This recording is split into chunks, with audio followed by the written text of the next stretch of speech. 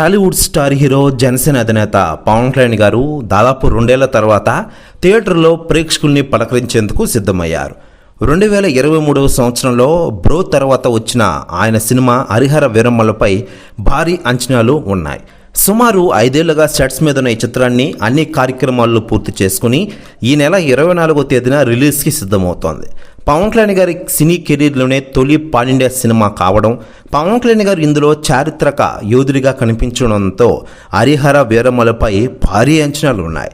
నిధి అగర్వాల్ హీరోయిన్గా నటించిన ఈ చిత్రానికి క్రిష్ జాగర్లమూడి, జ్యోతికృష్ణ దర్శకత్వం వహించారు. మెగా సూర్య ప్రొడక్షన్స్ బ్యానర్పై ఏం రత్నం భారీ బడ్జెట్తో నిర్మించారు ఈ సినిమాని.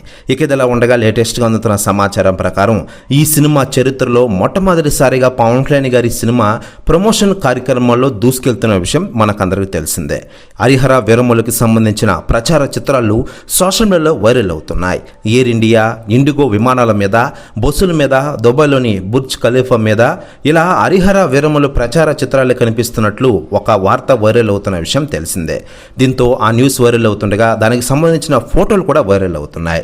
సినీ చరిత్రలో మొదటిసారి విమానంపై పవన్ కళ్యాణ్ గారి సినిమా పోస్టర్ అని, ఇదిరా ఆయన క్రేజ్ అంటే ఆయన అభిమానులు అనుకుంటూ ఉన్నారు నెట్టింట్లో. ప్రస్తుతం న్యూస్ కూడా తెగ వైరల్ అవుతోంది. దానికి సంబంధించిన ఫోటోలు కూడా నెట్టింట్లో తెగ వైరల్గా మారుతున్న విషయం మనకందరికీ తెలిసిందే.